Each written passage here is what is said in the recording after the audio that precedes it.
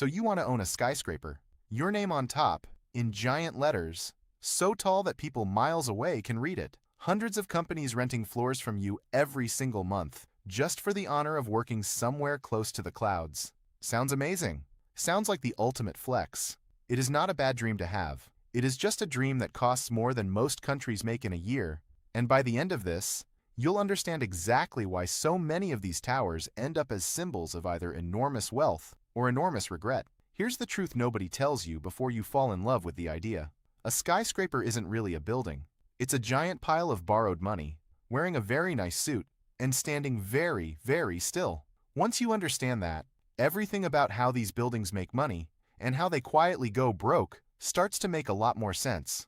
Let's start with what it actually costs to get one built, because the sticker price alone should stop most people right here. Building a real skyscraper today, the kind with fancy glass walls and a lobby that looks like a museum, can run anywhere from about $240 a square foot on the cheap end, all the way past $1,000 a square foot in a big city like New York. A mid-sized skyscraper, nothing record-breaking, can cost $300 million to $800 million just to build. The really famous ones, the towers you'd actually recognize on a skyline, often cost $1 billion to $3 billion or more. One 49-story mixed tower finished in Detroit in 2025 cost about $1.4 billion all by itself. And that's before you even count the price of the land it's sitting on, which in a big downtown can be tens of millions of dollars, just for the empty dirt underneath. Now add elevators, because you can't just put in a couple. A real high-rise needs dozens of them,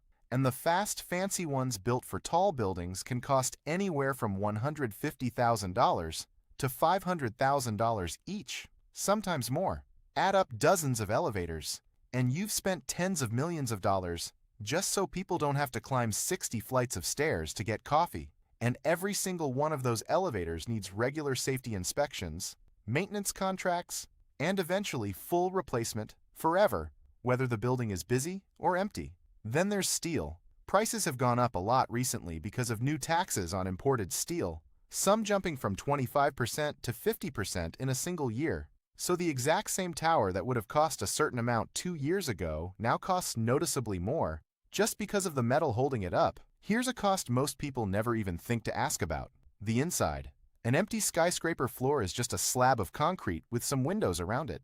It's not ready for a company to move in.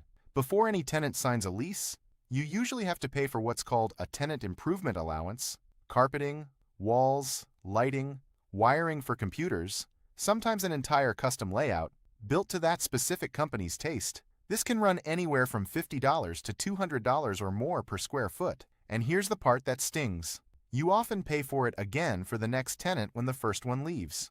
Every time a company moves out, the space they leave behind might need to be gutted and rebuilt before anyone else will rent it. Add the land, the concrete, the steel, the glass, the elevators, the wiring, the tenant buildouts, and the permits, and a serious skyscraper can easily eat up $1 billion before a single company signs a lease, let alone pays rent. And almost none of that $1 billion is actually your own money.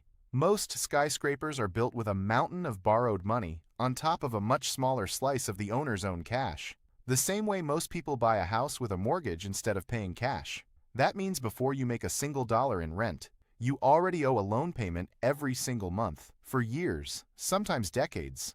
If interest rates go up even a little bit, that monthly payment can jump by millions of dollars a year on a building that hasn't gotten 1 inch bigger or one tenant richer. Here's a hidden cost that almost nobody plans for, and it's the scariest one on this whole list. What's underneath the building? In San Francisco, a beautiful 58-story luxury tower called Millennium Tower opened in 2009. Every single one of its 419 apartments sold out almost immediately, including a penthouse that later sold for $13 million. But the builders had made one very expensive decision. Instead of anchoring the building's foundation all the way down into bedrock, they used shorter support piles that didn't reach that deep. For a while, nobody noticed. Then slowly the building started sinking into the soft ground underneath it. By the time people found out, it had sunk about 18 inches and was leaning over a foot to one side. You could see it, a 58-story building, visibly tilting, in the middle of a major city. What followed was a decade of lawsuits.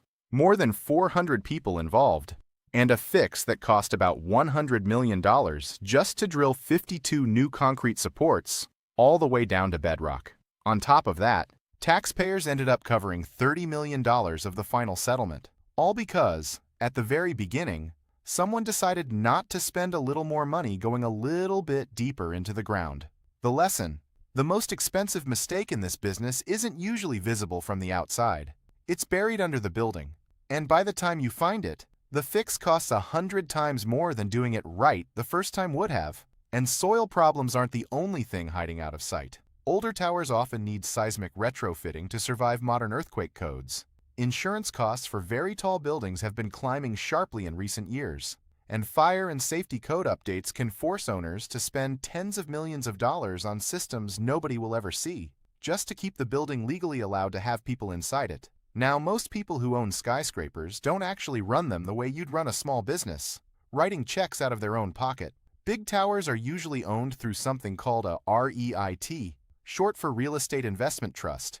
It's a company that owns buildings and is required by law to pay out almost all its profit to shareholders every year, in exchange for not paying corporate taxes on that money. This lets ordinary investors own a tiny slice of a skyscraper just by buying a stock, without ever personally dealing with a broken elevator or an empty floor. The biggest of these companies own dozens of towers across many cities, which spreads out the risk. A single private owner who puts everything into one tower in one city doesn't get that safety net. Okay, you've built it or bought it. Now, how does a skyscraper actually make its money?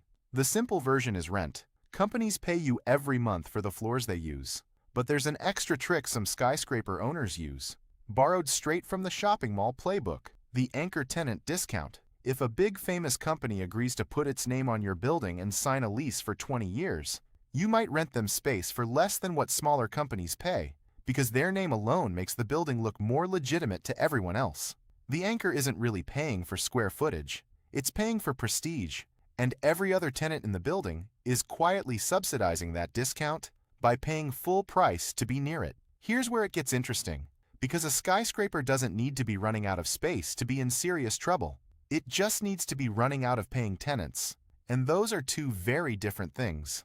Right now, across the entire United States, office buildings are sitting at an average vacancy rate of about 20%, the highest it's been in 30 years.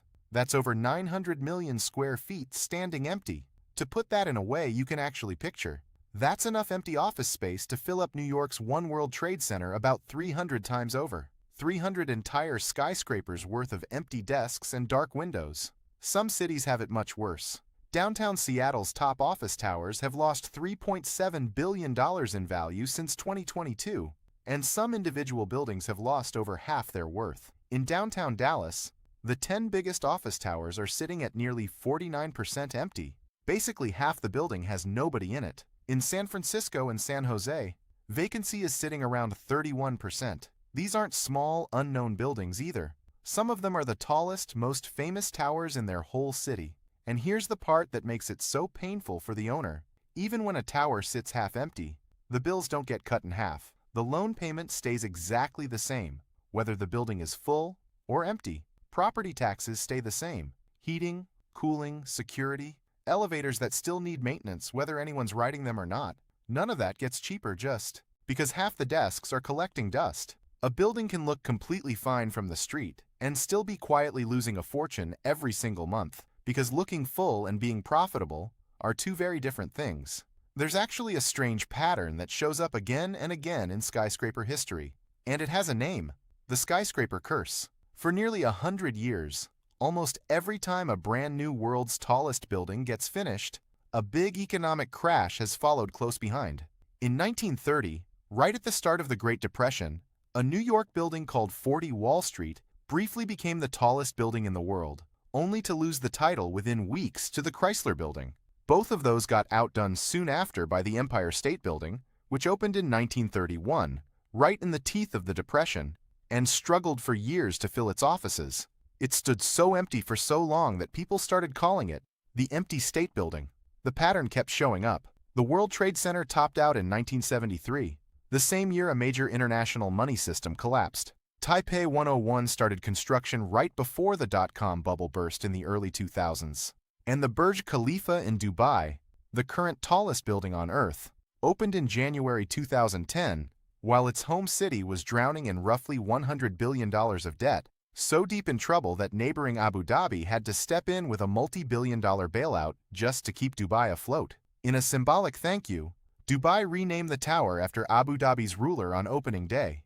The tower had cost around $1.5 billion to build, at one point charged up to $4,000 a square foot for office space at its peak popularity, and opened into a city where entire neighborhoods of new towers sat almost completely empty. The idea behind the curse is simple. Skyscrapers this expensive only get built when money is incredibly cheap and easy to borrow, and that usually only happens right before an economy is about to trip over its own shoelaces. The building itself doesn't cause the crash. It's more like a very tall, very expensive warning light that everyone was too excited to notice was blinking.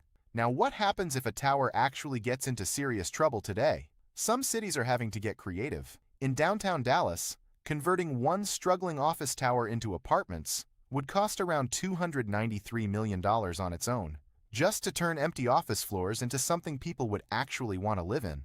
Owners in that situation basically have three choices: keep paying the bills on a half-empty building and hope tenants come back, spend hundreds of millions converting it into something else entirely, or default on the loan and hand the keys back to the bank. None of those are cheap. None of those are fun conversations to have with your business partners or your lender. So let's put the two real outcomes side by side, because the gap between them is enormous.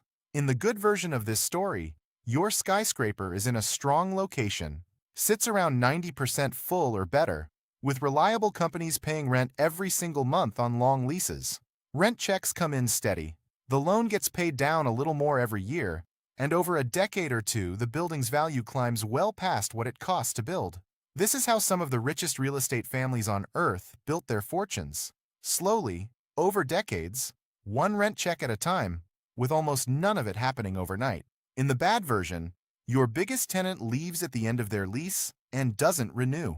A couple of smaller tenants follow them out the door, either because they wanted to be near the big name, or because the building suddenly feels less impressive without it. Vacancy climbs toward 30%, maybe even 50%, and suddenly your income has been cut in half, while every single fixed cost, the loan, the taxes, the elevators, the insurance, stays exactly the same. You start offering discounts and free months just to get anyone to sign, which drags down what you can charge everyone else too. Your beautiful tower turns into what people in the industry now bluntly call a zombie building. Technically still standing, technically still yours, but barely breathing financially, month after month, while you quietly wonder if you can afford to keep the lights on in a building people can see from space. So here's the actual truth about owning a skyscraper. The building was never really the business. The concrete and glass and elevators were never the business. The real business is much simpler and much scarier. It's a bet that people will keep wanting to show up and pay rent in that exact spot for decades, no matter what happens to how the world works in the meantime. Get that bet right, and you own one of the most valuable things a person can own. Get it wrong, and you own the tallest, most expensive empty room in the entire city, and possibly a very tall, very public warning sign for everybody else. You just have to spend the billion and find out which one you built.